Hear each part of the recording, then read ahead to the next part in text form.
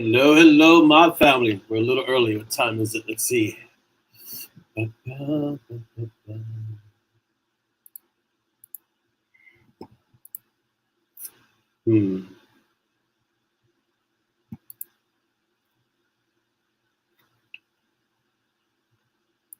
see.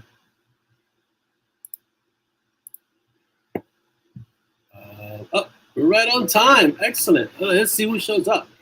Don't forget to, if you're coming in, and please click on the link. Oh, I see Chris is here, and Elaine, hello, welcome. Is it looking good on YouTube? Thank you, Chris, for letting me know. There's an echo. Is there an echo, Mike? Is it, I don't know why there would be an echo. Yes, I can see your name, Stacy. I'm using the same setup from last week, or from last time, not last week. Is it a big echo? Oh, let me see. Hold on a second.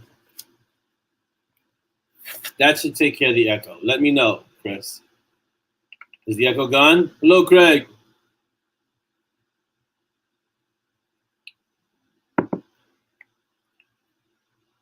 Thank you, Stacy. Yeah, I believe that's our resident technomancer. No, we still have the echo? Hold on a second. Let me see this. Let me see if I can try this. This should take care of it. Is the echo gone?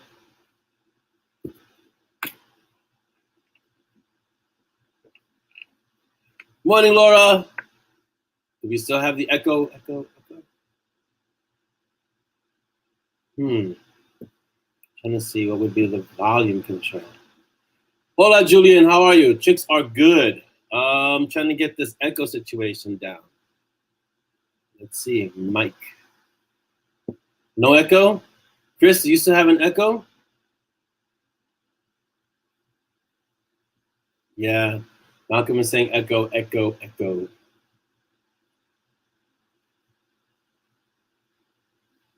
All right, I'm trying to find the echo situation here. Hold on. Malcolm has no echo. Chris has an echo. I haven't seen Top Gun yet, Julian. No. Hello, Heather. Hello, Audrey. Welcome. If there's an echo, I apologize. I'm trying to rectify the technical situations. Hold on. Oh, Chris, making me think it was me. Stacy, you have no echo because it was Chris. Okay, I'm going like this. Shoo! Thought I had to go do a StreamYard tutorial all of a sudden.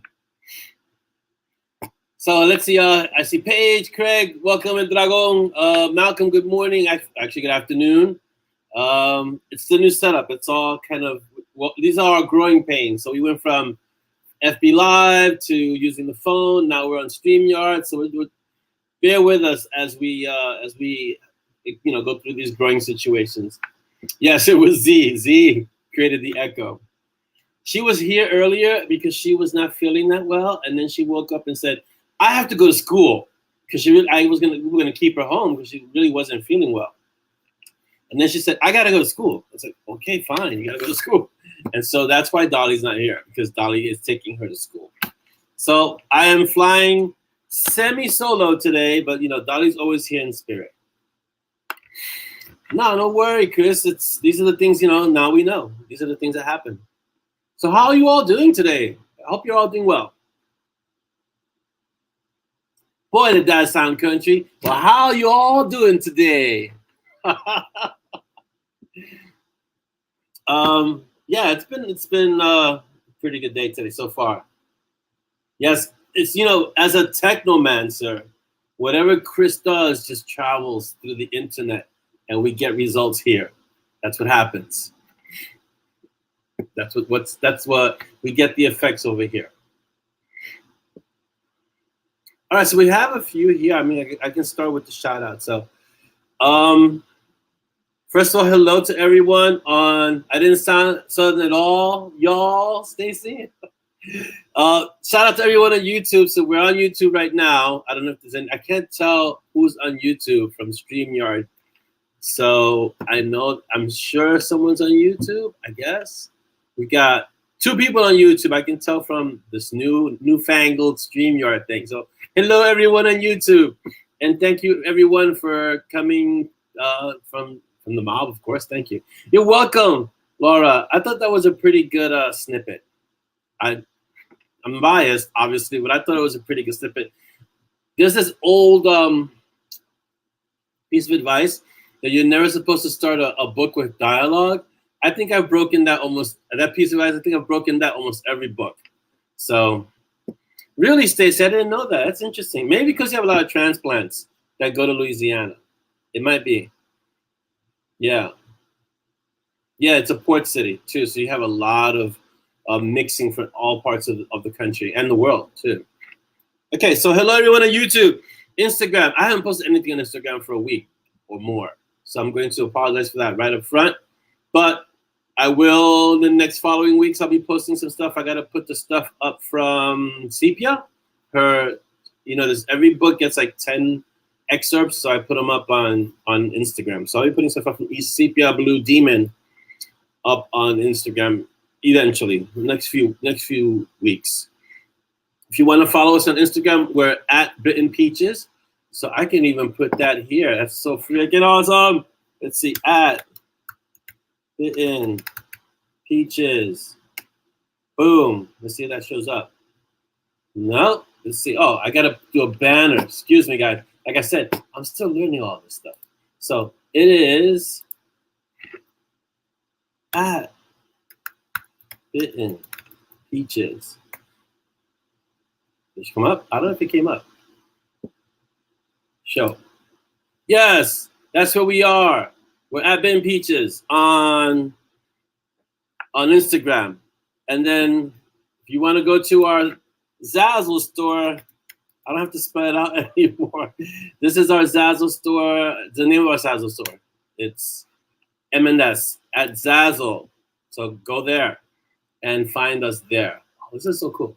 I'm really liking StreamYard. Who is Sick Puppy? That's cool. Sick Puppy. This is someone the name sounds familiar. Can I see from here who it is? Well, hello, Sick Puppy. Oh, I'm glad you liked the snippet, Stacy. Yeah, you don't tell Dex who he can love. So, yeah. Good morning, Mary Beth. So anyone that I haven't seen, haven't greeted, welcome. So let me remove this banner. Can I remove this banner? I guess I can. Let's see. Remove it. Boom. Let's see. I don't know how to remove the banner. Let's see. Oh, hi. There it goes. Excellent. I'm learning, guys. I'm learning. Oh, hi, Paige. You sick puppy, you. There you go. I don't know who you are, Facebook user, but you started with all right, all right, all right. And that's a good thing. Malcolm, M&S is the name of our ZAZZLE store. I was looking for a name for the ZAZZLE store because it's Monty and Strong, so it's M&S. There you go. I kind of had to spell it out, so it made more sense. Let's see. Oh, yeah, the shirt, because Chris pointed it out. This is a shirt called, from an old anime that was on Adult Swim. I'll give you 1 billion internet points if you know where this shirt is from. I won't even let you see the name, mostly. But if you know who these characters are, there you go. So, Facebook equals Dan. Are you lagging? No, you're not lagging in Technomancy. Not at all. What, Stacey, is Jasmine coming? Is Jasmine here? I thought we could, Craig, on the money, Craig, exactly. Yes, Heather, big O. I mean, how am I not gonna get a shirt from an anime called Big O? Really? Really? Jasmine's coming, Stacey. Whatever you're gonna say, you're gonna have to not say it now. Oh, if you want to sign in on StreamYard, we put it here. This is, where's the, yeah, Chris put it up. Here you go. Go to StreamYard.com/Facebook. And you can just sign in. I don't think you have to do anything, but just click on that and it'll let you show your name. I clicked the link above. Let me leave it up for a little while. That's where you're going, guys. And you get to see Surfer Chris in the picture, which is pretty cool. So I'm trying to learn all the bells and whistles of this thing. All right, so I was doing the shout out. So on Instagram, we are Bitten Peaches. Patreons, I don't think we have any new patrons, but I want to say thank you to all the patrons we currently have. Thank you so much. I appreciate each and every one of you. The newsletter will be, I want to get Revenant done first, and so it'll probably be the last week of June, and then I'm off to my FB vacation. So it's kind of like a staycation, but I'm taking a vacation from FB because my mods / admins are like, you're going on vacation, whether you like it or not. So yes, you can see the shirt. I'll give it up. Here you go. Boom. Can you see the shirt now, Melissa? It's a little, because it's bright in here, but it's a little, the light, so it reflects the light. But I'm not going to show you, well, everybody said what it was, so you can see what it is. I'm leaning back. There you go. So it was that was an old Adult Swim anime that, this is Japan's version of Batman, basically. He's, where is he? He's like Bruce Wayne. She's a little bit like Robin. They even have a butler type that looks like Alfred. And the big O is basically all the gadgets that Batman could ever have wrapped up into one mecha tech, one mecha, a large tech. So yes. So it was an amazing, and it was even set in a Gotham City type called Paradigm City. So yeah, Big O was a fantastic anime. All right, so I was saying the newsletter, I'll probably put up a newsletter after I finish Revenant, which is probably the end of the month. Then I'm off from Facebook. So this is our last Kaffeeklatsch until August. So let's enjoy it. Craig, enjoy. It's great to see you. Have a great weekend. Go do the store run. Be safe out there. And so follow us on BookBub. Just go to bookbub.com and follow us on Binge Books. Join and add your reviews. It's really easy to do. It's just, not complicated. So we can type it in. Just go to BookBub. I can do like this. BookBub.com. Can I type it? Will it show up? Yeah. So BookBub.com and BingeBooks.com. You can find us there. Either one. I like that it's a Peach's face. That's awesome. Facebook user, you have stepped out of the shadows and you are visible, but you're still anonymous because we don't know your name.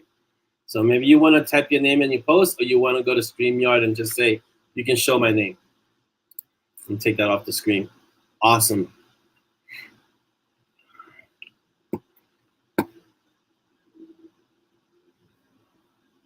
So yeah, so that's what's happening in terms of that. How do you guys like Sepia? Oh my God, I'm so glad that book is done. You don't know. It's awesome, Dan. Dan, just go sign into StreamYard and so we can see your name.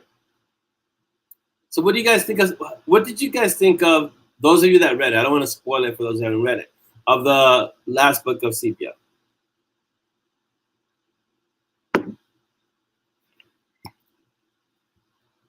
Glad you enjoyed it, Heather. Same, Malcolm. Glad you liked it.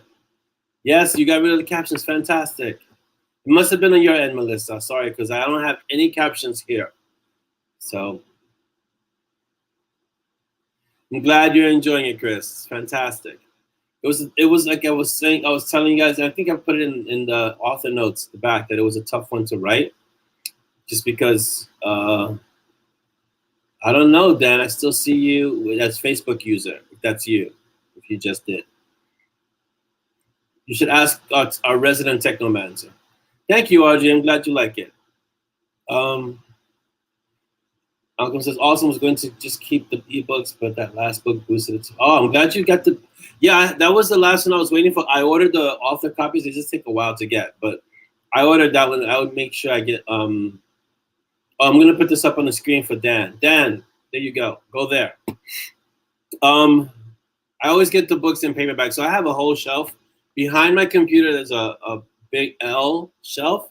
And all the books that I've written so far that are in paperback, the shelf, I'm running out of shelf space, put it that way.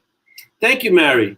It was a tough book to write only because I was telling Chris earlier, and I was telling a few people, I had to go back in time for the voice for that book. So it was tough to write that book. I realized that that was the issue early on. Writing Sepia, I had to go back before I had found my voice in Monty and Strong. So it was that was the hard part about it. And so I recommend, if you're writing a series, to finish the series first before going to another series. It'll make your life a lot easier, and you don't have to go back 4 years later to finish the series like I did. And now I understand the hesitation that like George R.R. Martin may have, or Patrick Rothfuss. Even though Patrick says he's working on the story, but I kind of get it now in terms of an author going back to kind of complete a series. It's hard.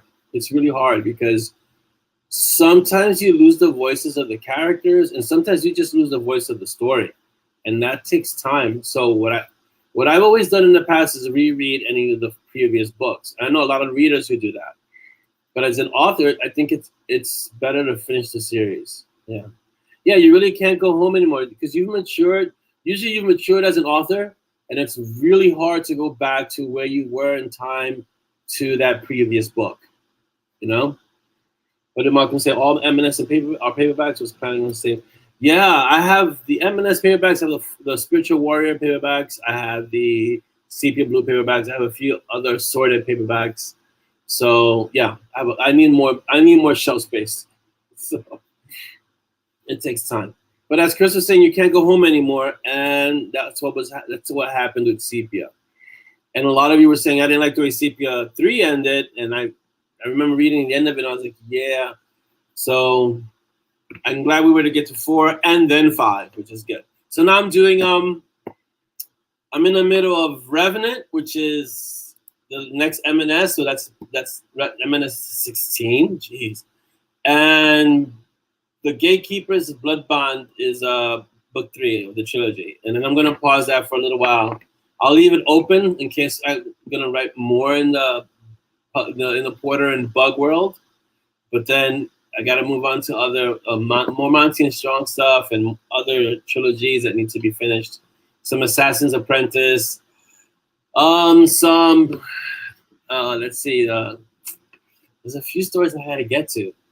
Yeah. Blackjacks have to be written, so there's a lot that's kind of pending, that's hanging. I gotta finish Division 13, at least that trilogy. I don't mind finishing a series out of trilogy because it kind of wraps it up, and we kind of like to think in threes. So doing a trilogy and then seeing if I'm gonna do something further later on kind of works for me. Ava James, yes, Malcolm, Ava James. Ava James is gonna be a tough one too, even though not as tough as Sepia.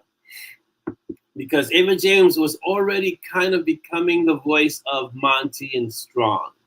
So Ava James will be a little easier to dive back into. I just got to read the Chronicles of the Modern Mystic, that one, The Dream of Ashes. But it's still going to be a little tough to get into, but not as tough as Sepia was, because Ava James is more recent. Ava James was, if I'm not mistaken, Ava James was right before Tomb Yards and Butterflies.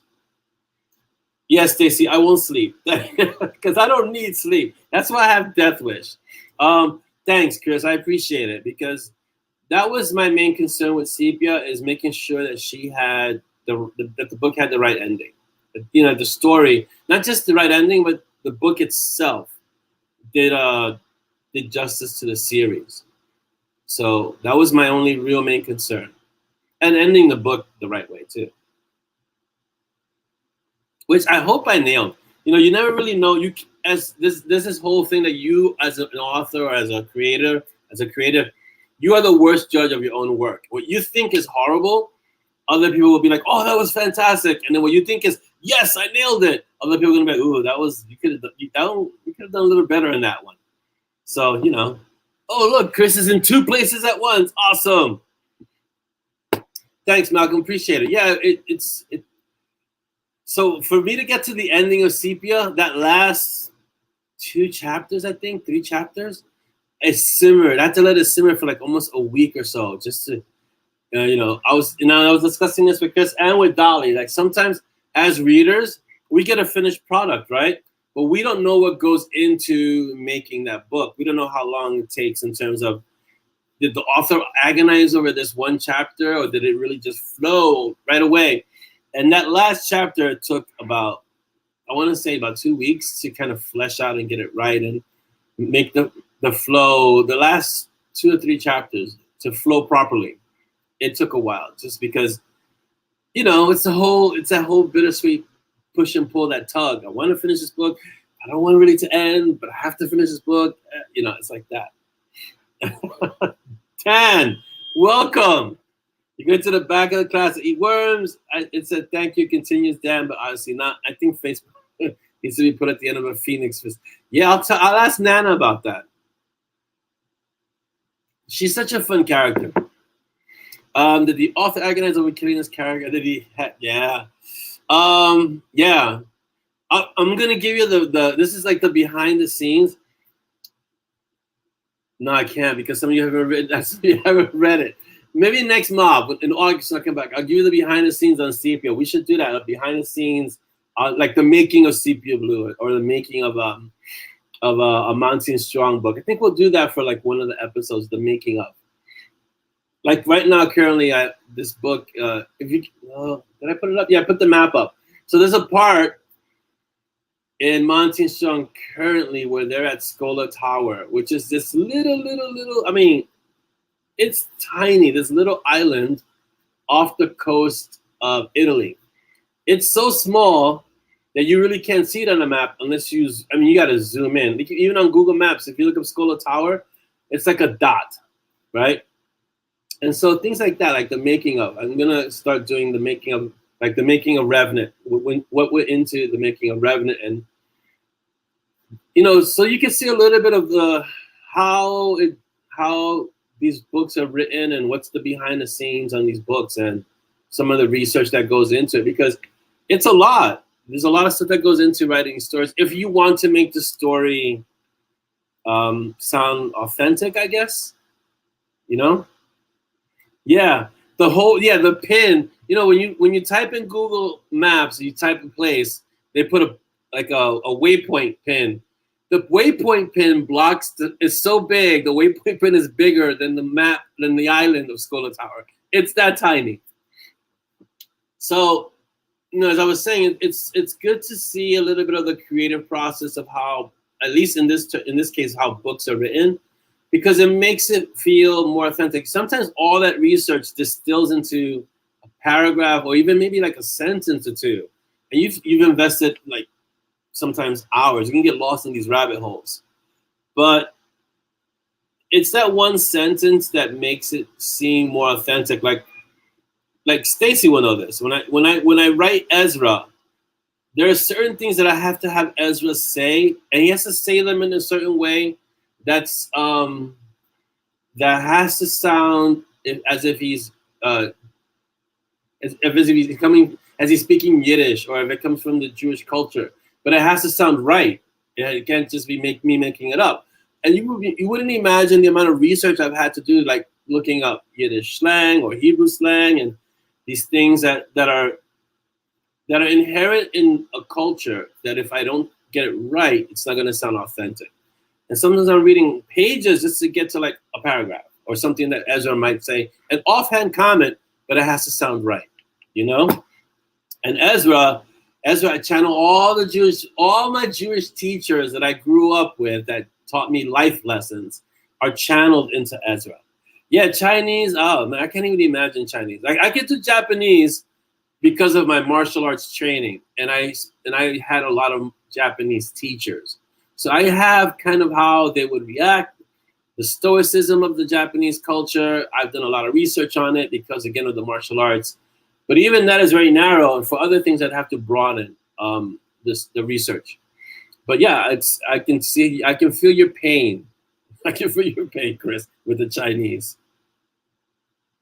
Yeah, exactly. 7 tabs open. If I were to show you my screen, all the tabs open, you'd be like, you need to close some of those tabs. Your machine's gonna explode. Have I eaten any challah yet? Is that how you would say it? Challah? Yeah, I have not yet. But I have had rugala. I had a $2 rugala from the place. Dolly, you guys saw the last mob. Yeah, Dolly brought me a rugala from the rugala place near our favorite pizzeria. And it was okay. And then we went to Costco, and the Costco, if you don't have a Costco near you, it's like one of those membership club places where you go, you're a member and you can get stuff like at wholesale. So we went to Costco and she brought me the rugalas from Costco, and they lasted about a day because apparently I'm not the only one that likes rugala. So send it to Dolly so we can make some bread. And my sister loves bread recipes. So if you send it to me, I'll share with my sister too. There's a Facebook user who's asking about the challah? Is it challah? Am I saying it right? Is that Jasmine? I don't know. So yes, so that's what's been happening with Sepia, Namen, Blood Bond, and Revenant, but I'm really focusing on Revenant. Yes, I know you say me. I don't know who you are unless you let's go. Let's put it back up again because that helps everyone go to the right place. I'm looking for Chris's StreamYard. You want to type it again, Chris? Oh, is that Annie?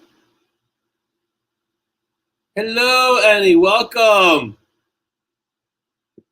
Yes, I haven't had it yet, but I will at some point. And if Stacy shares her recipe, then I'll make sure that I find it, because I have a Vitamix, so we can make the dough here. Here's the link to go to so I can see your name, but it's not necessary because I already know who you are. And every so often put AP in your posts, and I know it's you. So yes. Holly bread? Really? It's called holly bread? Wow, I didn't know that. I am not that well versed in breads. I will admit and confess.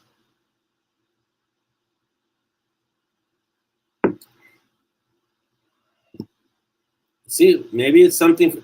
See, it's interesting because these a lot of these foods have cross-cultural. I guess have cross-cultural influences. So they're in different cultures at the same time under different names, but the recipes are very similar. Like I love parantas. I don't eat them as much, but we have parantas. But you may see that as in some places they might be like pita breads or roti. And so they have these similarities in different cultures. It's pretty interesting. A lot of foods are like that because a lot of foods have this cross-cultural interaction. And it depends where the food, I guess, originates and what the countries are nearby, the neighboring countries, and how different foods in different countries go from country to country. I have to kind of include that in a Monty and Strong. I think I'll include that in one of the stories. Or in one of the short stories, maybe. We'll see. Oh, you couldn't pronounce challah. Got it, Laura. Yeah, so holly bread. Maybe in one place they used hollies, to create them. Maybe. I don't know. I don't know that much about challah bread. So we'll see. Interesting. That is interesting.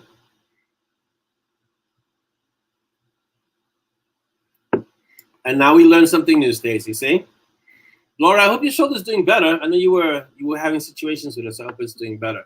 My shoulder. So I don't know if I told you guys. I've stopped going to the gym per se. Like I haven't gone to the gym because one of my shoulders was acting really hinky, But I haven't stopped lifting weights. Now I just lift insane kettlebells. I have 2 53-pound kettlebells that I toss around and swing and do all kinds of things with it. Pretty much every morning around 3 o'clock in the morning, I start training, and then I do my kettlebells, and I go for my walk. And I get to hear all the birds wake up and sing, which is pretty amazing. At least now it's nice. In the winter, it's not so nice because it's cold. Yeah, Kaffeeklatsch, the food show, the food edition. We'll have to start naming them like the behind the scenes edition, the food edition. I mean, it's something we can do because there are foods that are featured in the books in a way. Like when they go to Piero's, they eat the food there, and I could kind of go into it and really start like deconstructing what they're eating, the salads that Monty has, and the foods that Simon. I don't really go into too much detail because then I'm going to spend paragraphs on food, so I try not to do that. But I did that with Nix and Acheron at Fong's because the noodles were fire. So I wanted to really kind of accentuate that. What does Chris say? You convinced me to start using kettlebells. So here's the thing about kettlebells.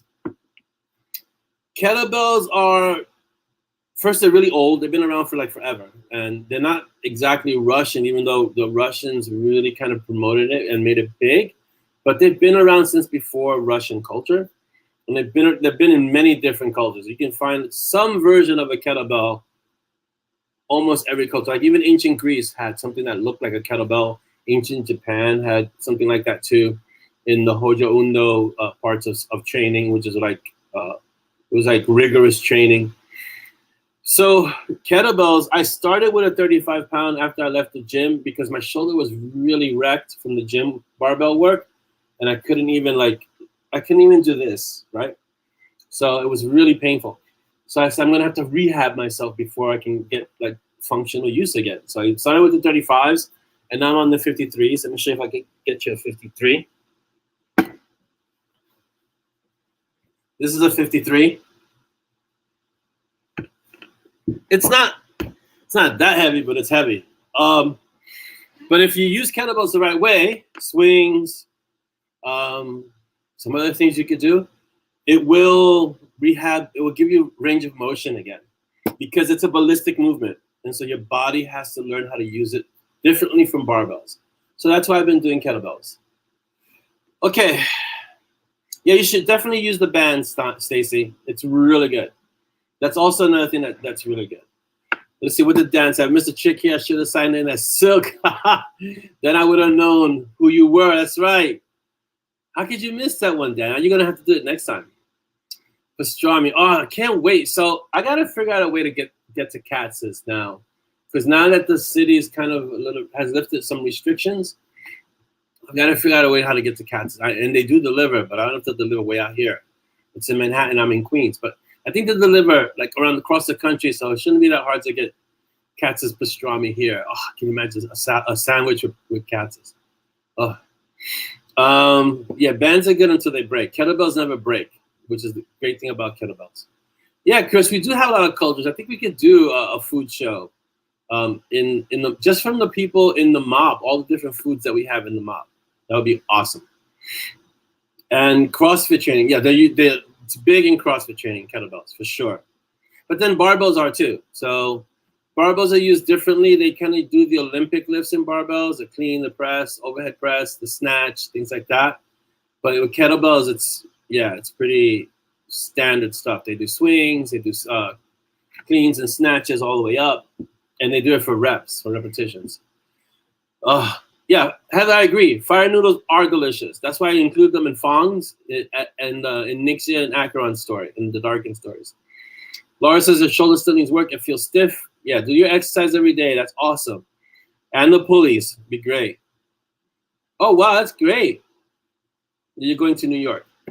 Audrey says, I live 400, I'm guessing, miles from Katz and have had their pastrami shipped. It was amazing. Yeah, I think we're just going to have them shipped. Stacy, I'm sure you can get chopped liver at Katz's. It's Katz's. That place has been around forever. When I used to work in the city, I used to drive by there all the time. And speaking of Nixia, hey, listen, I finished the trilogy for Nixia. She needs a break. Her book isn't coming for a while. So, yeah. But yeah, you have to, so, let's see, I'm finishing Revenant. Revenant goes out. It should be done this month. Nixia doesn't, I think I'm writing Darkin. I don't know yet. We have to see. I think I'm writing Darkin later this year. And I know it's Monty and Strong, something else than Monty and Strong again. So we'll see. All right, I'm gonna hide Chris's comment. If you guys, I hope everyone's on StreamYard, so hiding this comment. Okay. So I have not had. Okay, I'll tell you why I haven't had chopped liver, because I don't like liver. So I haven't had any kind of liver, chopped, cubed, pureed. Doesn't matter what kind of liver it is, I'm not having it. But I know other people who love liver. So more power to you if you like liver. But I haven't had chopped liver. Yeah, it's as we get less young, you guys really we gotta stay in shape, because if not, your body. It's a matter of functionality, right? If you don't use it, what is it? Use it or lose it. So you gotta use the parts of your body. You gotta stay. Your body is designed to stay in motion. Doesn't matter what that motion is. You just try and move every day. Do something every day. You can move around, yoga, dance, walking. It doesn't matter what it is. Just try to do something to move every day. Your body likes to be in motion. I've never had liverwurst. But because there's liver in liverwurst, I'm probably not gonna like it. I'll try it, but I don't think I'll like it.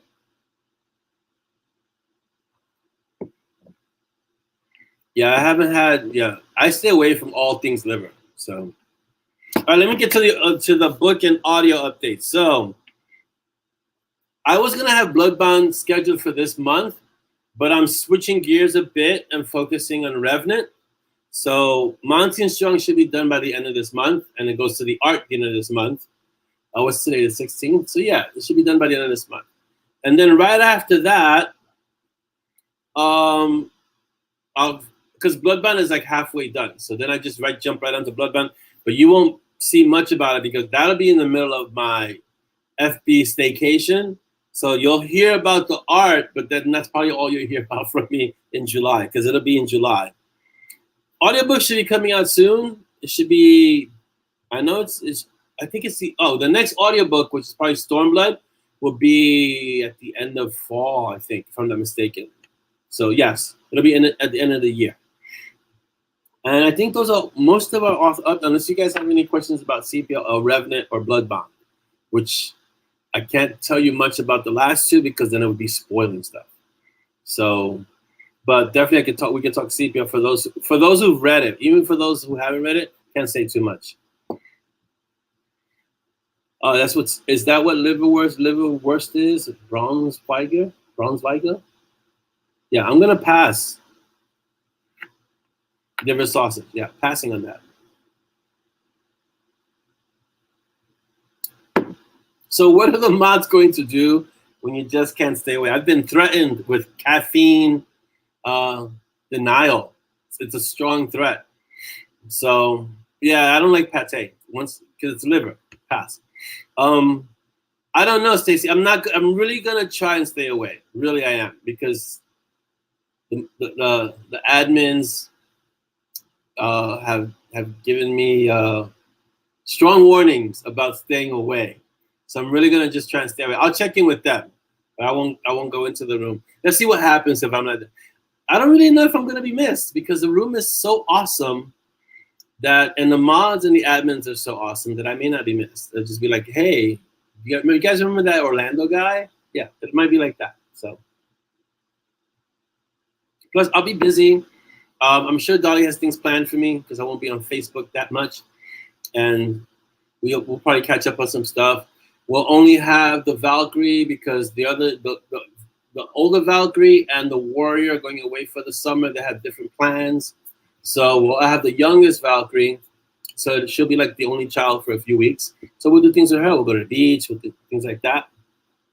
Yeah, I think Dolly has things planned, I'm sure. And she's basically just says, we're going to do this and we're going to do that. And so, okay, let's go. Let's do it. So yeah. And I'll still be writing because I'll be finishing Bloodbound. But that's only going to take maybe a week or so. And then Bloodbound will be out for the art. And then I'm really like out.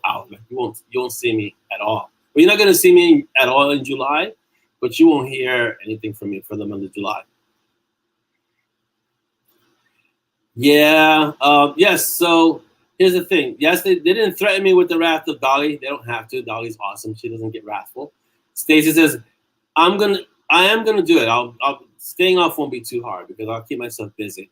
And are the mods gonna do the daily post? Yes. The daily post is a template that has been created. It's very easy. If you weren't here when COVID first hit, I got hit by COVID hard in the beginning. Like I had COVID, I was out for 2 weeks. The mods took over. Like they posted every day is easy. I created it that way, so that way I wouldn't have. So I'm replaceable. I don't have to do it all the time. Plus, it's not Orlando's Mages of Badass. It's the Mages of Badassery. So it's not just my room. It's our room, right? So Monday's Gratitude Monday. You guys, we could do this without even have to think about it. Monday's Gratitude Monday. Tuesday is Time Travel Tuesday. Wednesday is New Old Word Wednesday. Thursday is Art Thursday, and Friday is Film Friday. So, and the weekends are off because everyone should have a break. So, there you go. So, it was designed that way to allow anyone to do it. In case someone needs to step in and do it, or in case I get advised that I need to step away, the mods can come in. And they did it while when I had COVID. They stepped in and did all the posts, and they just said we're gonna do this, and it was like seamless. They did it. I don't know if I'm irreplaceable. I don't think I'm irreplaceable. I don't.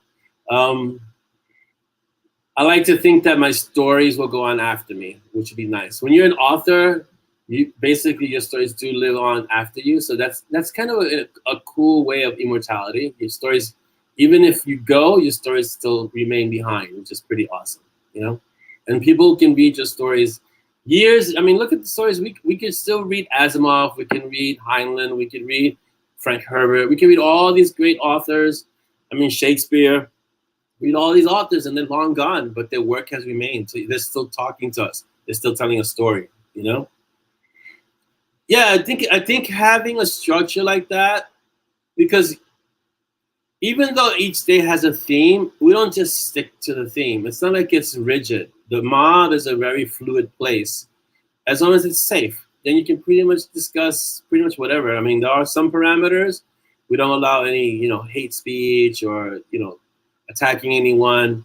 And since there are a lot of young, underage people who look at the mob, we try to keep it PG-13, So, yes, Stacy, that's another way to be immortal, right? Your children, like I am the amalgam of all my ancestors before me, and so you, as I'm living on, they live on through me. So it's a pretty amazing and deep, profound thought, right? We can discuss, yeah. So I'm going between thoughts because I'm reading the feed, but I'm also, this is the way my brain works anyway. So, right, we can discuss any topic. Really, you can discuss any topic in the mob as long as you keep it as a discussion and not an argument, and it doesn't devolve into attacks on people.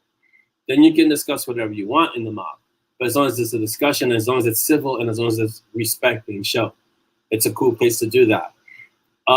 If that shifts, then things get shut down. The mods will not hesitate to shut down a conversation immediately, or a post that's inappropriate. We've had a few, but not that many when you think about it.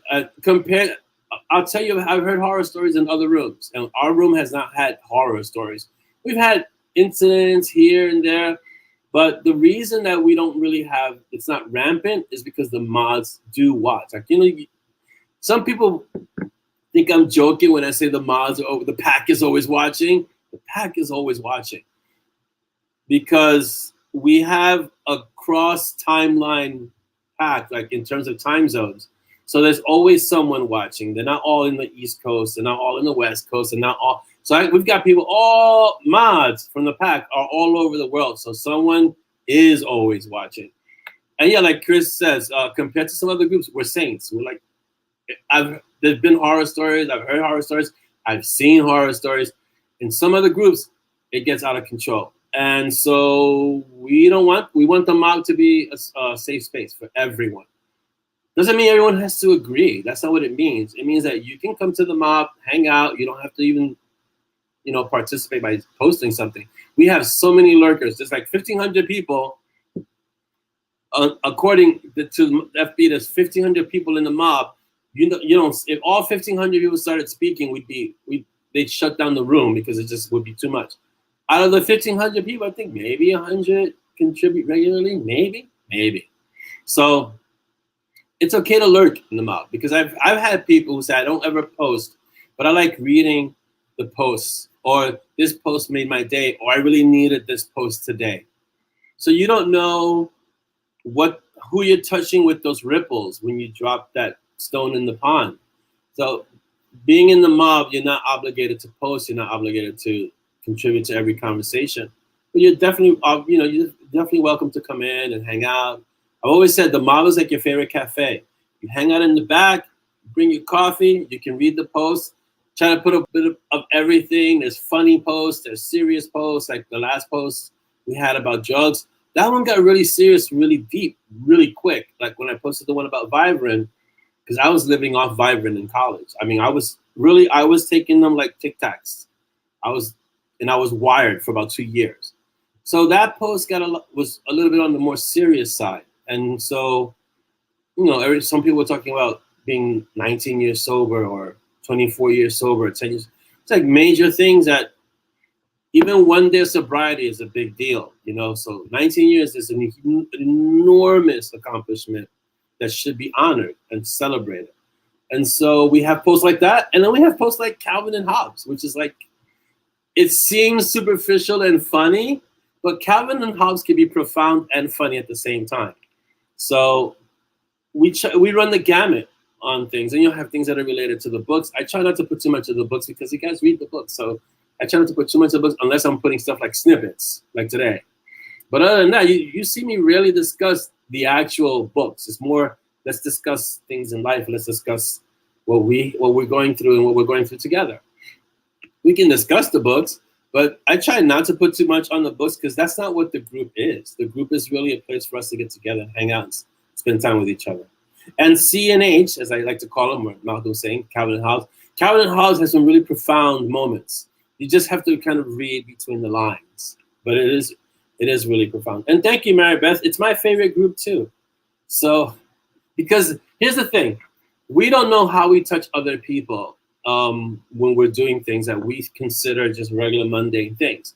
But the reason that we keep the room, first of all, the room is private, and it's been private from the beginning, and it will always remain private because we're not about numbers. We want to have a group that everyone is, and listen, everyone is welcome. As long as the mods are guillotine-like in this. If you could answer the questions that are asked of you, and they're really simple questions, you're welcome into the mob. And as long as you can abide by the rules of the room, you can be in the mob. It's just that simple. But the room is a private room for a reason, because we don't want to just have this place where no one can hear anyone else. Because if I took the room public, it would explode. But that's not what we want. We want a place that feels really safe. And it's kind of in a way, it's like being part of a very exclusive club in a way.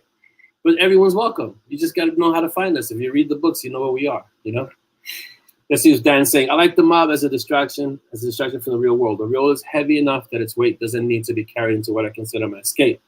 Exactly, yeah. It's the same. So it's a great point, Dan. Oh, tell Jasmine bye. Please give her my deepest condolences. I saw her post. I posted on her post, Stacy. Please give her my deepest condolences on the passing of her dad. It's sad. So let Jasmine know that we are with her in this moment.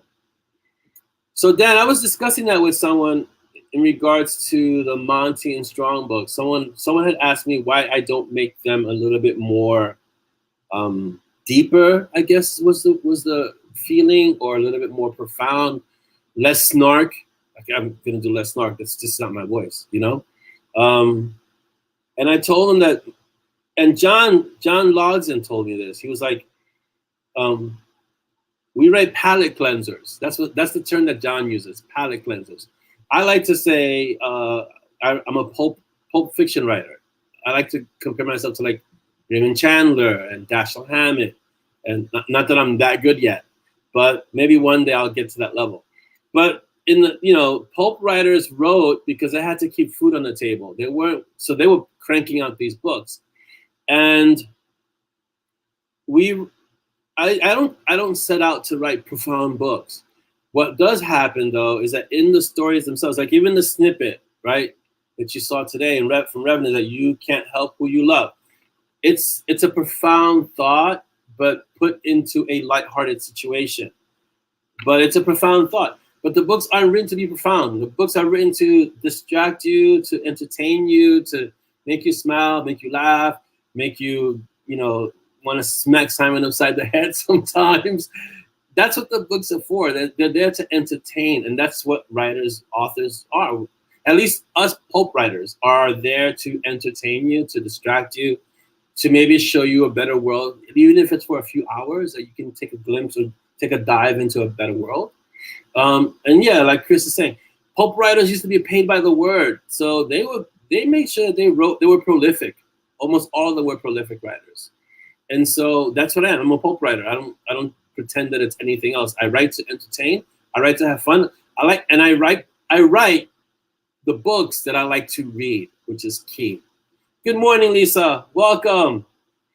Yeah, I mean, I'm gonna write stories that I like. So, and Dolly gets on me all the time for this because she's my first reader, so I send her stuff and she's like, "Oh, that was really good." It's like, and then I'll review what I send her because I send it to her in an email, and then I get stuck. I'm reading the email like, "Yeah, wow, that was really good," and I'm the one that's writing it, you know. Oh, I'm sorry, Melissa, but listen, the adulting has to happen, right? Thank you so much for being here, at least visiting for a little while, Melissa. Thank you for coming by. I know you have to work, and we're not happy you have to leave. I'm happy you have to leave, but you got to go do what you got to do. I understand that. And have a great weekend, Melissa. So, I think we're going to go a little over today because it's the last mob. So we might do like 10 minutes extra because it's the last Kaffeeklatsch until August. So June, we're not having one. So this is, we give it a little extra dose so that we can have to carry us through July. So the person I was speaking with was saying you should write something a little more serious. I'm like, yeah, but I don't want to be more serious. You know, life is serious enough. Like Dan is saying, there's enough weight in the world. Like I don't want to add to that. I mean, you know, I don't need to add to that. Why would I want to? I'm not gonna read something that's just gonna bring me down. Why would I want to do that? I don't need to do that. Yeah, that's exactly it, Chris. You read something and you go, wow, who wrote that? And then you're like, oh yeah, I wrote that. It's like, but it's just, it catches you. Okay, that sentiment, that whole thing goes back to me, one person I was telling them that writing is sometimes you enter a fugue state. If you know what a fugue state is, you know what I'm talking about. It's like when you're writing, but you're not aware of kind of what you're writing, but yet you are. So it's kind of this in-between state, like people call flow, or you're like getting into the flow of things. It's kind of like, I call it like a fugue state. It's not, you're aware, but you're also kind of just going with where the words take you. It's this really weird place. Anyway, sometimes you'll be writing a lot and you'll get done and you'll go back and you'll read it and you'll go, wow, that's really good. Then you remember, oh, wait, I wrote that. But the thing is that sometimes it's you wrote that, but part of you didn't. Part of you wasn't there. It's this weird thing. It's hard to explain. But I can appreciate what I write, and I'll read it, and I'll go, wow, that was really good. And then I got to kind of like check myself, go, yes, you wrote it, duh. So it's but I can do that with other writers too. Like there's some writers where I'm reading and it'll make me stop. I'll go, oh, that is some really good writing. Like it'll just make me pause because it's just like a very clever sentence, or the way the sentence was, the dialogue, it's just something that you can tell they entered that state when they wrote this, that it's just so on point. Yeah, and like Chris saying, it's a mindset. You're kind of, so it's almost like you can watch yourself write. It's kind of like that, you know? I don't want to say it's an out-of-body experience, but it's kind of like an out-of-brain experience in a way. Because sometimes someone will bring up this part, like they'll say, this part where you wrote this, and this, and I'll go, that's in Monty and Strong, really? Or that's in whatever? And it's almost like I don't remember it, but they're telling me And then they'll show me an example, like this is in this book, this chapter, you wrote this, and I'm going, yeah, if you're saying I wrote it, yes, I guess, but sometimes you just don't. Tell me, I'm on book 16 of Monty and Strong. There are parts when people bring it up, I'm going, sounds like Monty and Strong, but there are parts where I can't really recall it. Stacey says, I try to explain to everyone what I watch horror movies that are not real. Reality is real. I'm not talking about reality-based horror. Like, yeah, exactly. Right. So I don't watch horror movies anymore because I feel like I don't watch horror movies because I just don't like them anymore. I used to like horror movies. I've read everything Stephen King did. I used to watch all the horror movies. I've watched the old ones. But there are people who like to be scared, and there are people who like the thrill of horror movies, and that's okay because it's not real. You know, it's not real horror. It's fake horror to kind of like scare you. And that's okay. It's like people who watch thrillers, or people who watch sci-fi, or people who watch action, and it's a method of escape. It applies to the books too. There are people who love to read horror, and there are people who love to read thrillers. People who love to read urban fantasy and romance and historical fiction, and every genre has their own kind of audience. But at the end of the day, the purpose of all those genres is to provide a form of escape. And as long as there've been books, there've been audiences who want to escape from their regular lives, you know? Oh yeah, this is, wow, yeah. Okay, does anyone have any questions? Because this is the time to ask them. Thank you, Bit and Peaches Publishing Storyteller. I know we have questions. So let me see if I can pull them up because I know we have them. I can't see the feed right now because I'm on a different screen. But I'm gonna go to see if I can find the question. So that's what I'm doing, guys. So if I look distracted, it's not that I'm distracted, it's that I'm going to find the questions that people have written for this Kaffeeklatsch. So hold on. I'm getting to that screen because it's up. And let's see where we are, right here. Okay, here we go. Let me see if there are any questions over here first. Can't find any to scare me. That's like, Stacey, you're not gonna, after a certain age, nothing's gonna scare you. So, how tall is Porter? Porter is about 5'11", 5'10". He's not very tall.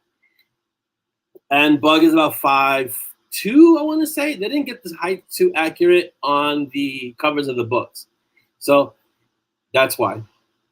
That's how tall Porter, but Porter is definitely taller than he appears on the covers. So yes, I know that was a point of contention. I know. All right, questions from Audrey Sienki. So here's the first one. Orlando, what kind of job could you never do? I have, it depends on the context. If it means providing food and shelter for my family, there's no job I couldn't do. So it doesn't matter. I've done so many different jobs in my very short life that I'm willing to do it. If I can do it, I'll do it. So I don't have that kind of, I would never do that. No. If it means taking care of my family, then I'll do what I need to do. That's legal. That's legal. Let me just quantify that as long as it's legal, okay? Yeah, any legal thing? Yes, sure. Because it kind of defeats the purpose. If I'm doing illegal things, I'm no longer providing for my family, right? Because I'm risking everything. So that would not be smart. Dolly, do people ever ask you nosy questions about Orlando's work? She said no, and she wasn't going to include you. But I asked her earlier, and she said no. We can always ask her again later, or at the next MoB. I'll save that question when she's here. All right, next question. Next question from Audrey. Will we be seeing more of Sid? Yes. If so, will it be in his own series? Well, not his own series, but in the designer series. It's not really his series. It's Nina's series. You haven't seen her yet, but she's the designer in training, and Sid is her mentor. So they kind of go on adventures together. So yes, you're gonna see more of Sid in his own series. All right. So Barbara said the pick for Broken Magic. Awesome. Which book number is this? So Barbara, Broken Magic is book 18. So it's 2 books from now. Malcolm asked a question. Random thought that became a question. Morrigan and the Valkyries are choosers of the slain. Do they ever squabble over who gets the soul? Would you want to squabble with the Morrigan? I wouldn't. So no, there's no squabbling. Okay, on a reread, so Hades having Valkyrie bodyguards and today's snippet started. Yes. Let them keep churning. There's more there. So yes. And those are the questions. Wow, it was short this week. Pretty awesome. If you have questions, this is the time to ask them. So, yeah, 5'11" is a great height. And 5'11" is tall, yeah. Compared to 5'2", 5'1", or 5 foot. I think Bug should be closer to 5 foot because she's just so dangerous. Dan wants to know how close we are to the X-Short. Really close. The Clandestine Adventures of the 10 kind of fits in between two upcoming M&S books, Dan. So I want to kind of write it because it's going to give some insight. There's going to be more dealing with lost runes. And so a lot of that has the how they became lost is told in the story of the Clandestine Adventures of the 10. So I want to write that before we get into the lost runes. So book 19 is lost runes, and book 20 is entropy. And I think between 19 and 20, I want to write the Clandestine Adventures of the 10.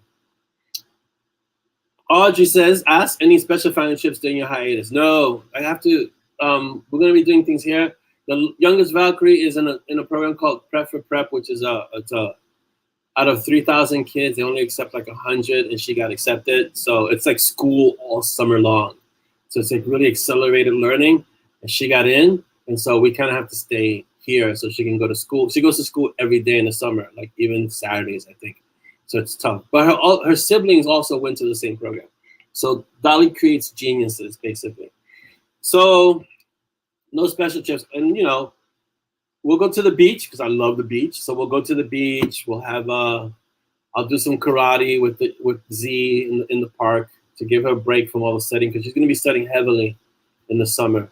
The whole summer is this program runs throughout the year. It's 14 months intensive, so there's no break basically. Yeah, I mean there's a little break, but so it's all summer, all school year, all next summer, all next school year, and then she's done. So it's gonna be a lot of studying for her. So it's tough, but we're really proud of her. We're proud of all of them, but we're really proud of her for getting in. Which beach is my favorite? Fire Island Beach is on the tip of Long Island, I want to say. Fire Island used to be a clothing optional beach, but it's not clothing optional anymore. But that is my favorite beach because it's so deserted. It's called the Lighthouse Beach. And you sit here and the next person is about, put it to you like this, they're like so far away you can barely see them because everyone's just so spread out. So I love that beach because you're not crowded. And so that's my favorite beach, the Lighthouse Beach. Then sometimes we'll go to Rockaway, but I'm not crazy about Rockaway because I grew up going to Rockaway and I'm like, eh. And sometimes we'll go to Jones Beach. If Jones Beach gets too crowded, I'm like, no. I've been to Sandy Shore, but again, it's a trip to go to Jersey. So Lighthouse Beach is my favorite beach. And it's about an hour away from Jones Beach by car, but it's worth it when you get there because first of all, they don't have any lifeguards there. So we have to be careful. All the kids know how to swim, but I still have to be careful of the riptide. I'm the designated lifeguard, even though Dolly swims much better than I do. But I'm the designated lifeguard. I put my chair right by the water, and I just let the kids play and jump in the water. I don't really go in the water unless it gets too hot. I go in, I cool off, I come back. But it's because it's such a quiet beach. I like that. I like the fact that the beach is very quiet. I go there, we relax, don't have to deal with any craziness, and just enjoy the beach. Just sit there and enjoy the sun, enjoy the waves. I don't know if it's called Smith Point, Laura, but it's definitely, I know it as the Lighthouse Beach, and I know it as Fire Island. There's another, Kismet in Fire Island is also very nice, but I've only been there like a few times. But definitely the Lighthouse Beach. I love that beach. And there's a huge lighthouse that you can go to. It's not just like, it's not just the Monarchers. It's not just, the Lighthouse Beach and where's the lighthouse? You turn around, you see the lighthouse. It's right there. So that's my favorite beach. Sandy Shore I used to go to when I was much younger, but I was like, after a while, traveling to Jersey was too much of a hassle. So I said, nope. Plus, when I had the Lighthouse Beach, where would I go? I got to go to Jersey to go to the beach. It's too far. That was a much longer trip, too. So I opted to not do Sandy Shore anymore, even though it's a great beach. I like Sandy Shore. And it's not an oxymoron. It's a different kind of sand. I know it's called sandy shore, but the sand at Sandy Shore, it's this weird, it's a golden type sand that's very granular. It's different. So I can see why they named it different. Like they didn't call it the sand beach, it's Sandy Shore. It's a nice beach, but again, it's too far away from me by car, sure. So any other questions, guys? Because we're about to wrap up. Well, I said we're gonna extend a little, so we're gonna extend. Yeah. Queens is near beach. If you look at the land of Queens, where you have Queens and Brooklyn, Queens extends into Nassau County, then Suffolk County, and that's Long Island. And then Long Island really is an island. It just sticks out into the water, and on that island you have a bunch of beaches. It's really like one long beach, but they just designate it. They have different names for all the areas, but it's really just one piece of land that's on the shore. But I've been going to Jones Beach since I was really young. So I used to take the bus and the train when there was no other form of transportation. We'd take the bus and the train, which is a crazy commute. And if you missed the bus, that was field 6, I think. If you missed the last bus, which was at 5 o'clock, you were stranded on Long Island. So you did not miss the bus. And then after a while, once I got a car and I got older, I just go there. Yeah. Yeah, I know it's okay. So here's the thing about New York. I know it's when you're not in New York, it's always portrayed as city blocks because they like to portray Manhattan, which is this, Manhattan is like the showcase of New York. But the outer boroughs, Queens especially is very green. We have a lot of parks and a lot of trees. So I love Queens for that because and I've lived in almost every borough except Staten Island because we don't consider Staten Island a borough. But I've lived in every borough, literally. And Queens is the greenest of them all, for sure. And so, yes, you get to see Manhattan, and Manhattan doesn't really have much green except for Central Park, which is like all the green concentrated in one place.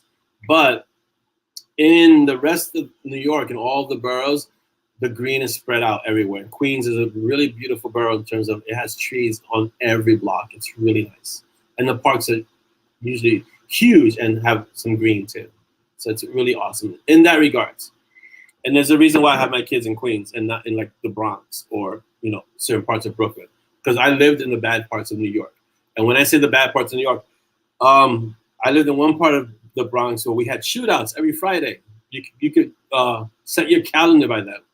The FBI would come, and there were motorcycle gangs, and there'd be a shootout on Friday. Like, we would know. It would be like timing, where the moms would round up all the kids and bring them upstairs because it was time for the shootout. That's how bad it was when I was growing up. So there's still parts of New York that are bad, and there are parts of New York that are not bad. So it's like any large city, I guess. You avoid public transit there. It's dangerous. Yeah, here it's not that dangerous. Here, one, because we have a lot of police on the trains, but also because it's not that bad. It was a lot worse when I was younger. Yeah. Camden, New Jersey, I hear is dangerous, Chris. I have friends from Jersey. The only thing that comes close to Camden is Newark, because Newark is really bad, I hear. But and then also Newark is right next to Hoboken. And Hoboken is like this really nice neighborhood. It's only like a mile square, but it's nice. Dan, thank you. I appreciate it. Stay safe. Thank you for coming by. Have a great weekend and a great rest of the July, because I won't see you. Wow, Chris. Yeah, the waterfront anywhere is bad, because even downtown Manhattan, where the seaport is, there are areas that are like you got to be careful walking around at night. They're near the South Street Seaport. So yeah. And next time, Dan, sign in as Silk if you're still there. So yeah, so working on the waterfront, that's dicey, always. In the Bronx, it was this place called Jerome Avenue, which is up higher in the Bronx, near a place called Kingsbridge. And at night, that became a no man's land because it was just whoa. It was, yeah, you didn't go there lightly. It was like and if you went there, you went in groups, you went in packs because it was bad. Yeah, see, when you go talk about things like car crusher plants and things like that, and we had in one part of the Bronx, we had the one of the waste management companies, and sometimes they would bring in, you'd see them bring in things that looked a little questionable, like new cars. You don't look in the trunk and you don't ask any questions if you want to continue, having a nice life. So it was some of those places are dangerous, like real dangerous. Like, why would they need to crush a new caddy? You know? And what, you're not going to look in the trunk because you want to be able to go home. So, things like that. So you just have to be careful. Look, any city, and I mean any city in I don't know other countries, but I'm guessing any city has its good parts and its bad parts, right? And that's one of the reasons why I write all my stories are set in New York. I have that wonderful love-hate relationship with this wonderful city. And so there are good parts of New York and there are bad parts of New York. And it's like anything else. You learn to adapt. You learn to live with these things. That's all. So I don't make apologies for New York City. New York City is New York City. New York City is known for good things, and New York City is known for really, really bad things. And like Chris says, you just have to walk around. As they say, your head's on a swivel. You have to be careful where you go. Most New Yorkers know where to be at what times of the day. You grow up with that. It's not like you learn it all at once. You just learn it from being in the city. You know not to walk into certain building complexes at certain times because you're taking a risk. You know not to wear certain things in certain places because you're gonna attract attention. That's all. So, but it's easy to navigate. It becomes natural. And I also had other training. So like when I sit at restaurants, I always like to sit facing the door. I always like to sit with my back to a wall. And people think I'm paranoid. It's just training that I've had because I was able to get that kind of training. And I also like to know if something's going to happen, I want to be aware. I don't want to be with my back to the door. And that's more of the situational awareness type thing. I want to see what's going on. If there are mirrors, I want to be able to see the mirrors, things like that. But people always wonder, why do you say with your back to the door? It's like, with your back, to the wall and you're facing the door. I like to see who's coming in, what's coming in, if anything's coming in, So it's a lot. I've had a lot of that kind of training, and so it's hard to break that habit. It really is. Yeah, ride squads and ambulances. We don't have that in Queens, really, because it's such a quiet neighborhood. But I grew up with those things like that. Like I said, I grew up with shootouts. You couldn't put it like this: when you were a kid, you couldn't go looking out the window much because stray bullets. And it's sad to say that still happens today. Yeah, fire and emergency a block away. That's a lot of sirens, Heather. Yeah. No, it's not paranoid. It's back to wall, clear line of sight. Yeah, I had very clear. I always have, even to this day, if I'm sitting somewhere, I have to be able to see the exit. I have to have a clear line of sight. I have to know where the other exit is, because that's just my habit, I guess. But it was part of the training I had growing up, and so you have to be able to see who's coming in and be able to know how to get out if you can't use the front exit. Yeah, Audrey, I think shows like The Sopranos and all these kind of movies, they romanticize those things. It's not very romantic when you're in the middle of it or when you're seeing the violence. It's not romantic in that moment at all. So it's one thing to see it on the screen.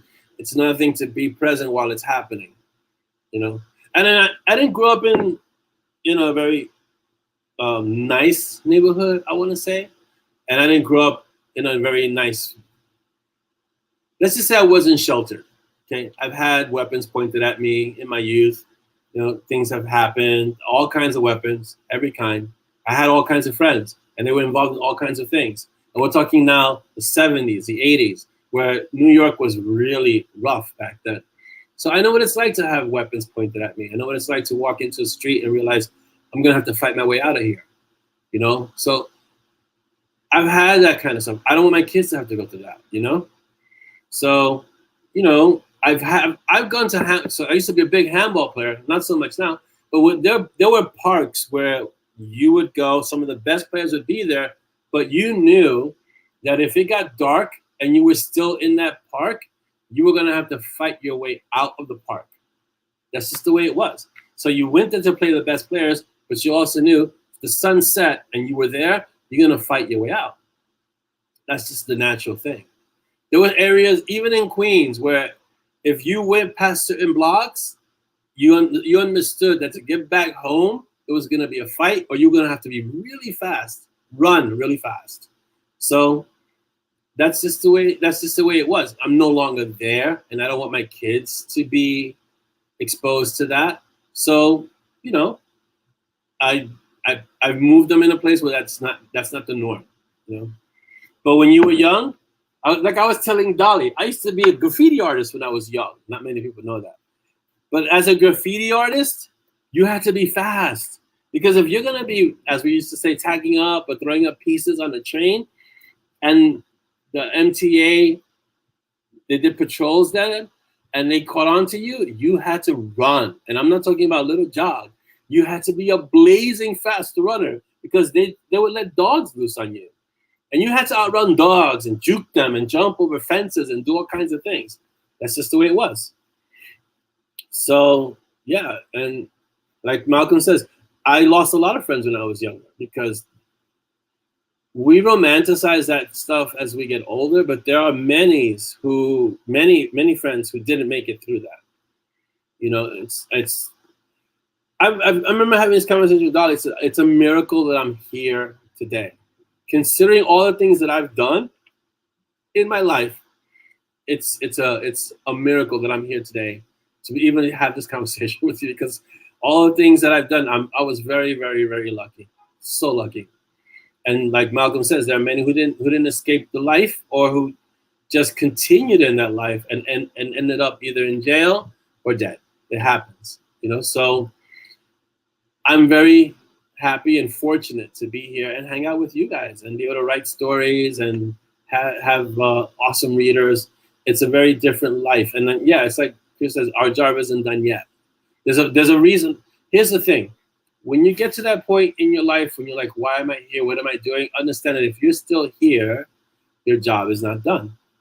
You know, you have a purpose. There's something that you still need to do. I firmly believe that. So for me, I've always been a teacher. I've always been a person who likes to share wisdom and knowledge. Not that I'm so wise. I still have a few hundred years to go in terms of age, but I've always been a teacher. And so this is basically, I do it through my writing. I do it through my life. I do it through conversation, you know. And so I did it in the dojo. I do it in life. I did it all over the place. So at the core, I like to teach. So I teach through my writing in a way. I teach how family is an important thing, how sometimes you make a mistake and it comes back to bite you in the ass. So that's what it does.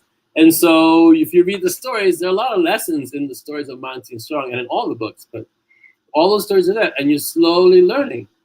It's my wish that you can slowly learn some things from reading the Monty and Strong and all the other books that I write. But I don't think you can help. I think there are certain ways of being that you cannot help, that are just part of your DNA. So, and since I was the eldest sibling, I was teaching my younger brother and sister what they needed to do, what they couldn't do, what they shouldn't do, what they were supposed to do.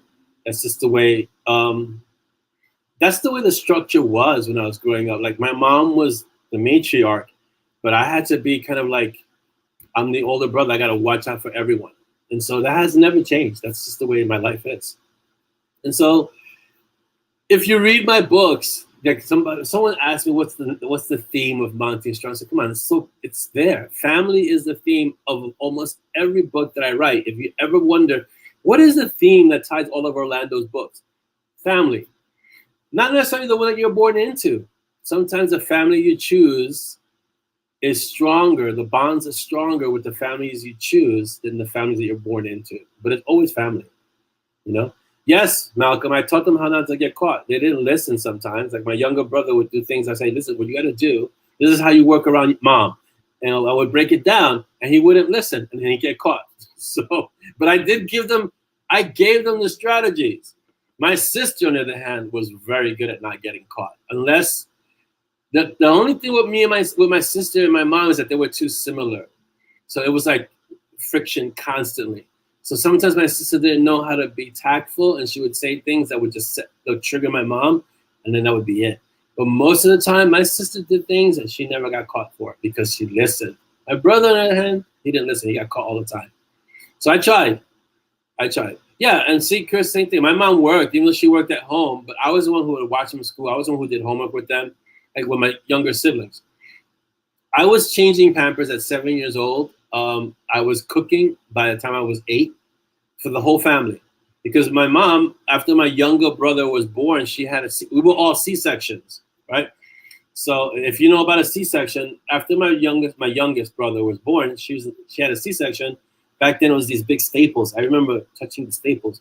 She had these big staples in her stomach. She was bedridden. She couldn't get out of bed. So I would make bottles. I would cook. I would change Pampers. I would walk my sister to school. This was around 7, 8 years old. So I was pretty much self-sufficient by the time I was 9. And so that's the way it was back then, you know? That's the way it was. And so I had to learn the hard way that you got to do these things. And when I would cook, I remember vividly, my mom would be in bed, so I'd run from the kitchen to her bedroom. So what I had to do now, I'd run over there. She'd say, do this, and this. And I'd run back to the kitchen and do all the stuff that she said, and I'd run back. So now what I have to do, I would cook that way. And I did it enough times that after a while I didn't have to ask her. But this is me at 8 doing this, you know?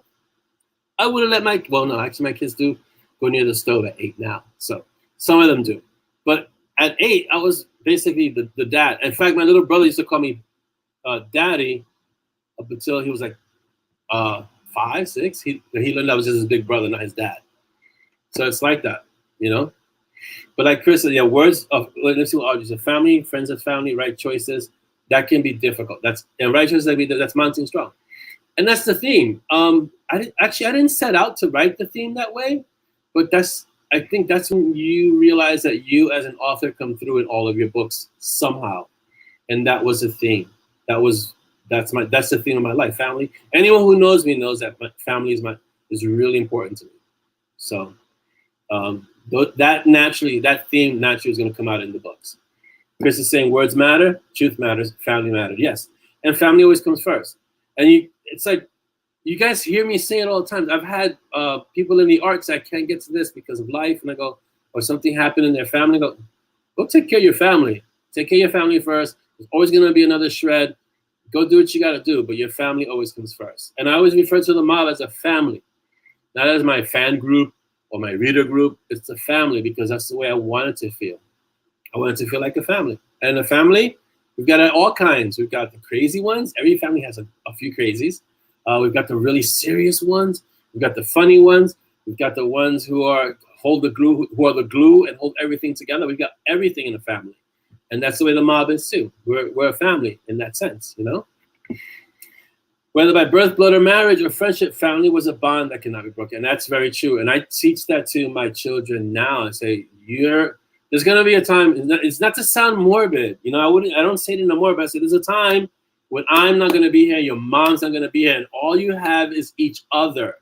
You guys have to be tight. You have to look out for each other. You have to take care of each other, you know? And that's the way me and my sister are. And my brother, even though we're slightly estranged, I love him to death, right? And if he would have called me and say, I need you here, I would be there. And if my sister would have called me and said, I need you to come here, I'm on the next flight there. It's like, that's the way we are. That's the way we were raised. Because my mom would always say, you have to take care of each other. One day I'm not going to be here. And we'd be like, oh, come on, Mom, you're going to live forever. No, she didn't. And so we have to take care of each other. But yeah, so I think in terms of the books, the theme of family is something that I don't do consciously. It's just really important to me, so it comes through in the books. I think what's really important to you comes through in the books. And that's the way it is. And so the last major event that we had in our family was a death of one of my nephews. And my sister called me. When she called me and she said it, I was already on the flight. I was already heading to the airport. Like, I stopped everything. Dottie can tell you, because she was like, I didn't have the words. It was just that shocking. It's like, okay, I'm out. I'll be right there. And I was headed out that way because that's the way it was. And that's the way we are as family. And, you know, my sister and I, we talk almost every day, whether it's on the phone or through text and stuff. And I always, you know, give her a hard time because it's my sister and it's my job to give her a hard time. But she's had a really tough life and she's come out on top. And she's doing really well now. But in the books, and like as I'm writing Revenant now, there's a moment where Simon is being brought to his attention that Monty is doing things that may not be in his best interest. And Simon goes and says, yes, but you know, we're like family. It doesn't matter. We always have each other's back. And at the end of the day, that's what family is. When you feel alone and you feel like no one understands you or no one gets you or no one's there for you, your family should be there for you. Whether it's blood family or chosen family, your family's there for you. We used to have that in growing up in the streets too. Like, man, I can't even tell you how many fights I got into that I didn't start because one of my like really close friends got into a situation and they called me and said, you know, and like Malcolm said, I'm just reading it now. Who expected to get 50? I know 30 is what I expected to get to. 30. That was like old age for me when I was young. 30. When I was running the streets. 30, and I was like, that's a good age to check out. That's where I was. And that was like way in the future, you know? I do adore my sister. Yeah, my sister is awesome. But so when I ran the streets, I would get into fights or into really, really dicey situations that were not of my making. Sounds just like Simon, you know? And so that was the unspoken code or the unspoken rule that you always had your friends' backs, your family's back, no matter what. So I would be in situations or we'd be out of the club. Oh my God, the clubs. So we'd be out of the club. I'm hanging out, I'm dancing, I'm enjoying myself. The next thing I know, I'm in a fight. I'm ducking punches or weapons. Like, what happened? Nah, because that guy, and I would be in the middle of a fight. I don't know, out of the blue. But that's what family did. That's how family rolls, you know? And so that's what comes through in the books. I think if I had to define the writing, it's family. It's the theme of family. And I've had people asking that all the time. It's a family. It's really simple. Once you understand that it's family, all the books have that theme. You start seeing it. And it's not like I can say, okay, in this book, I'm not going to write about family. Yeah, I can't, because then I wouldn't be me writing it, you know? It wouldn't be Orlando. It wouldn't be an Orlando Sanchez book. It would be something else. Because every book I write, that is the central theme, family. You want to find a central theme in everything that I've written, it's family. It's just that simple. And that difficult too, because family is always messy, isn't it? Right? You have family. Bye, Laura. Thank you so much. And thank you for visiting us. And have a great weekend, Laura. And we're going to wrap this up in about 2 minutes because it's almost 1. Jeez. I can sit here talking all day. We got like 3 minutes. So, yeah.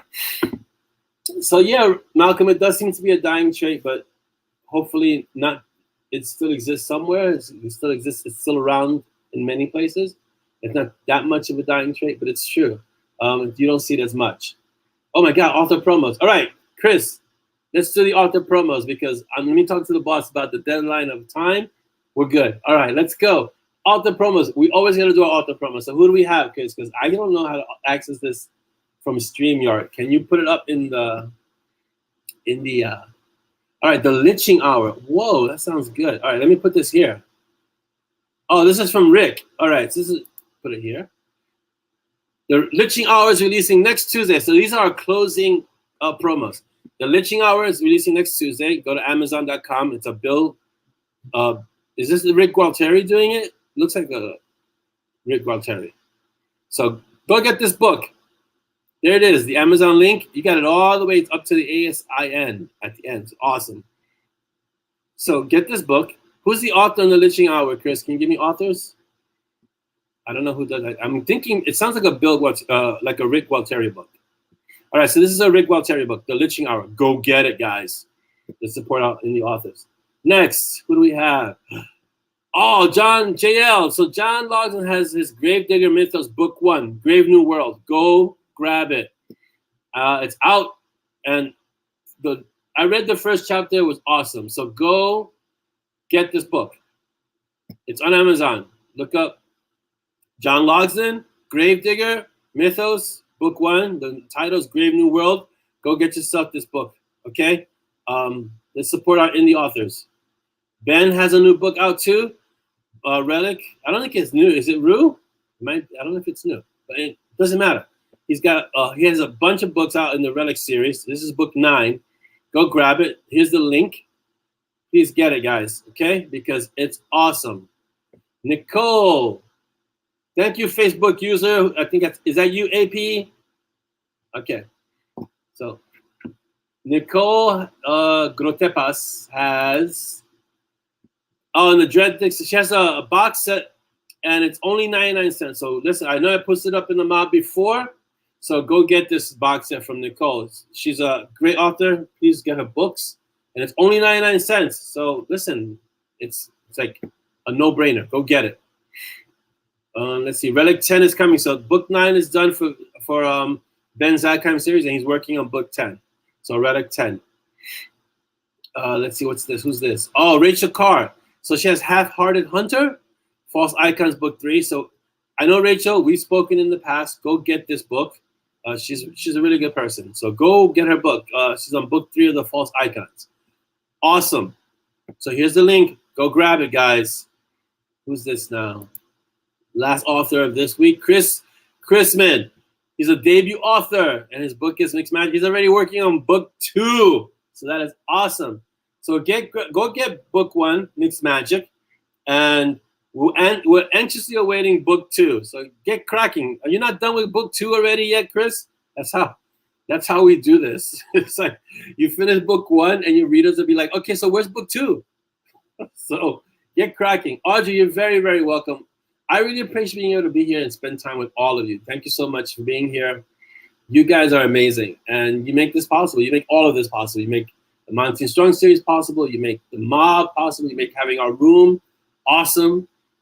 All of it. So I want to thank you all for being here. And I know I'm going to be gone for July, but I'm going to be thinking about you guys. You guys have a great, great weekend. And even though we won't have mob, and I won't be in the mob in July, on penalty of caffeine denial, I'll pop in with the mods and meet with them every so often and see how they're doing, just to check up on them and see if they're okay.